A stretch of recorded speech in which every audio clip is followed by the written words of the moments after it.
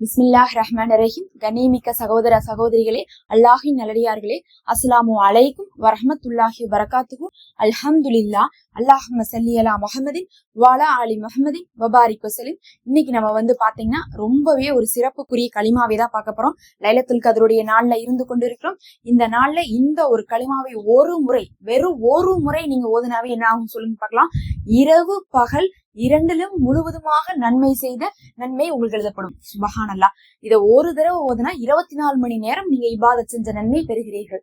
மாஷா அல்லாஹ். யோசிச்சு பாருங்க, ஒரு தடவை ஓதுனா 24 மணி நேரமும் இரவும் பகலும் நீங்க இபாதத் செஞ்சுட்டு இருந்த நன்மை கிடைக்குதுன்னா இது என்ன நாள்? லைலத்துல் கத்ருடைய நாள். அதுவும் 1000 மாதத்தை விட சிறந்த நாட்கள், இன்னும் ரமலானுடைய நாட்கள், இன்னும் இறுதி பத்துடைய நாட்கள். இந்த நாட்கள்ல இந்த ஒரு களிமாவை ஒரு தடவை ஓதியாவது நம்ம இரவும் பகலும் நன்மை செய்துட்டு இருந்தோம், திக்ரு செய்துட்டு இருந்தோம் அப்படிங்கக்கூடிய நன்மையை பெறாம இருக்கலாமா சொல்லுங்க? கண்டிப்பா 24 மணி நேரம் யாராலையும் அமல் செய்ய முடியாது. ஆனா இந்த ஒரு களிமாவின் மூலமாக நீங்க செஞ்சிடலாம்.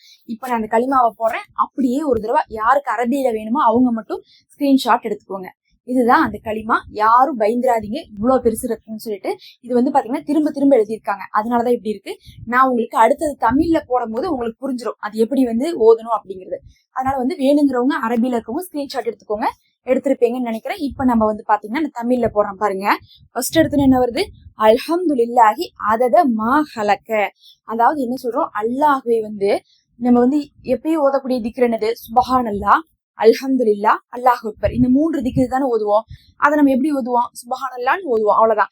அதுக்கப்புறம் அந்த சுப்ஹானல்லாஹ்வை வர்ணிச்சு ஓதுனது இல்ல. அல்ஹம்துலில்லாஹ் ஓதுவோம், அல்ஹம்துலில்லாஹ்வை வர்ணிச்சு ஓதுனது இல்ல. அல்லாஹ் அக்பர் ஓதுவோம், அல்லாஹ் அக்பரை வர்ணிச்சு ஓதுனது இல்ல.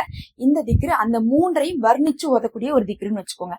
ஃபர்ஸ்ட் என்ன பண்ணிருக்கோம்? நம்ம அல்ஹம்துலில்லாஹ் எடுத்திருக்கோம். அல்ஹம்துலில்லாஹி அதத மா ஹலக அப்படின்னு என்ன அர்த்தம்னா, நான் அல்லாஹ்வை அல்ஹம்துலில்லான்னு சொல்றேன் அப்படின்னு என்ன அர்த்தம்? அல்லாஹ்வை புகழுக்குரியவன்னு சொல்றேன்.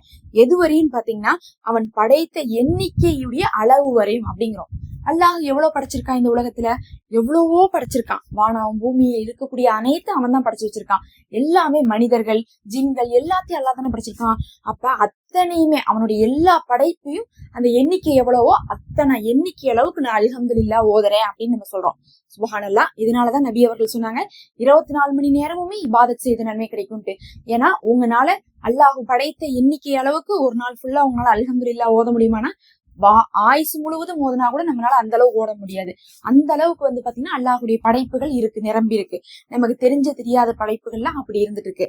அப்ப அந்த அளவுக்கு நம்ம அல்ஹம்துலில்லாஹ் ஓதுறோம்னு சொன்னாவே அத்தனை முறை நம்ம அல்ஹம்துலில்லாஹ் ஓதுன நன்மை நம்மளுடைய கணக்குல எழுதப்படுது. அடுத்தது வல்ஹம்துலில்லாஹி மில்அ மா ஹலக அப்படின்னு என்ன அர்த்தம்? இன்னும் அந்த எண்ணிக்கை இருக்கே, வானம் பூமி அந்த படைப்புடைய எண்ணிக்கை இருக்கே, அதை மிகைக்கக்கூடிய அளவுன்னு நம்ம சொல்றோம். மேல இருக்கிறதும் கீழே இருக்கிறதும் ஒண்ணுதான். அது எண்ணிக்கை அளவு.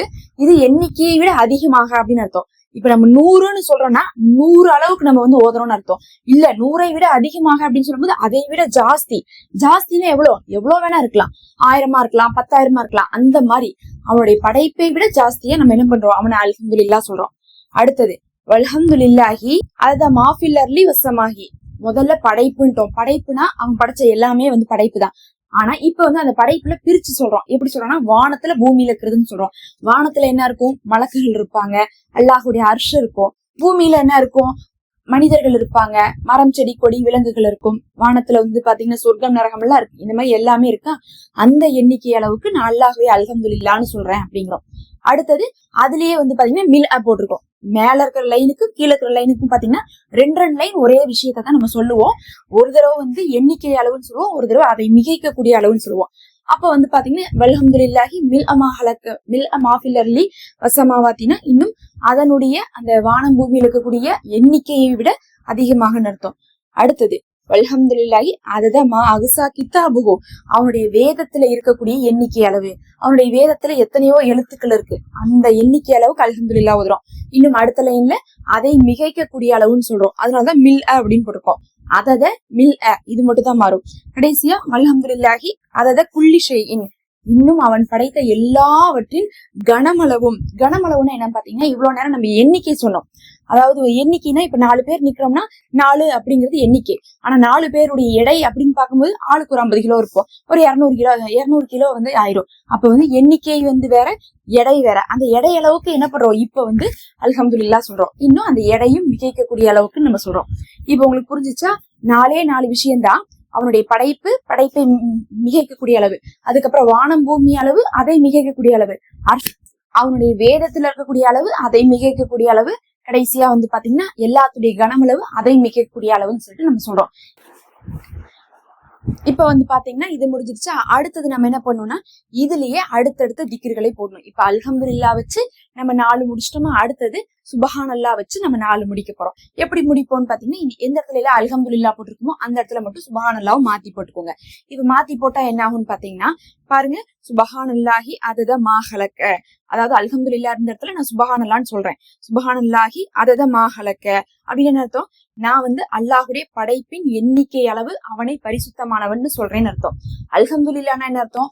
அவனுடைய படைப்பின் எண்ணிக்கை அளவு அவனை புகழ்கிறேன்னு அர்த்தம். அப்ப சுபஹானல்லாஹ் அல்ஹம்துலில்லாஹ் தான் மாறுதோ தவிர மத்த எதுவுமே மாறல. அடுத்தது பாருங்க, அதனுடைய அடுத்த லைன்ல சுபஹானல்லாஹி மில் அமா ஹலக்க, இன்னும் அந்த படைப்பின் எண்ணிக்கையை மிகைக்கக்கூடிய அளவுக்கு நான் சுபஹானல்லாஹ் சொல்றேன்.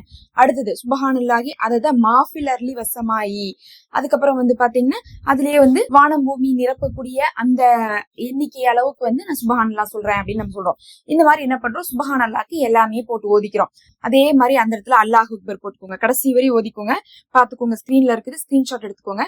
அடுத்தது அதே மாதிரி அல்லாஹ் அக்பர் போட்டு ஓதிக்கோங்க. அல்லாஹ் அக்பர்னா என்ன அர்த்தம்? அல்லாஹும் மிக பெரியவன் அர்த்தம். அப்ப அல்லாஹுவை வந்து நம்ம தக்பீர் சொல்றோம். அந்த மாதிரி அல்லாஹு அக்பர் அதத மா ஹலக்க, அதுக்கப்புறம் வல்லாஹு அக்பர் மில் அமா ஹலக்க, வல்லாஹு அக்பர் அதத மாஃபில் அர்லி வசமாயி, வல்லாஹு அக்பர் மில் அமாஃபில் அர்லி வசமாயி. எந்த இடத்துல சுபஹானல்லாஹ் இருக்கோ அந்த இடத்துல வந்து அல்லாஹு அக்பர்னு போட்டீங்கன்னா முடிஞ்சு போச்சு. நடுவுல இந்த வான்னு வருதுல, வானா என்ன அர்த்தம்னா கண்டினியூவேஷன். அந்த கமா கொடுப்போம்ல இங்கிலீஷ்ல, அதே மாதிரி அண்டு கொடுப்போம்ல, அந்த மாதிரி இன்னும் மேலும் அப்படின்னு அர்த்தம். அதனால அதையும் சேர்த்து நம்ம என்ன பண்ணோம், முழுசா ஓதிக்கணும். இப்படி நம்ம சுபஹானல்லாஹ்க்கு அல்ஹம்துலில்லாஹ்க்கு அல்லாஹ் அக்பருக்கு ஒரு தடவை ஓதிட்டோம்னாவே இரவு பகல் முழுவதும் திக்ரு செய்த நன்மை கிடைச்சிருது. அப்ப லைலத்துல் கத்ருடைய நாள்ல நமக்கு இரவு பகல் முழுவதும் திக்ரு செஞ்ச நன்மையை நம்ம இதன் மூலமாக பெற்றுக்கொள்கிறோம். எல்லாம் நமக்கு லேசாக்கணும். யாரெல்லாம் துவா கேட்க சொல்றீங்களோ அவங்க அனைவருக்காக நான் துவா செய்திருக்கேன். அல்லாஹ் உங்களுக்கு சிறந்ததை கொடுப்பானாக. அடுத்தடுத்து வரக்கூடிய முக்கியமான வீடியோக்கள்லாம் இருக்குது, அதெல்லாம் பார்த்து இந்த நாள்ல அமல் செய்து கொள்ளுங்க. ரொம்ப குறுகிய நேரம் தான் இருக்கு, அதுல மகத்தான அமல்கள் செய்யக்கூடிய நோக்கத்தோட நம்ம வந்து அமல்களுக்கு ஒரு தொகுப்பாதான் போட்டுட்டு இருக்கோம். பார்த்து வாங்க, சப்ஸ்கிரைப் பண்ணிக்கோங்க. மெம்பர்ஷிப் இருக்கு, ஜாயின் பண்ணிக்கோங்க. ஒரு ஹதியாவாக இருக்கும். அஸ்ஸலாமு அலைக்கும்.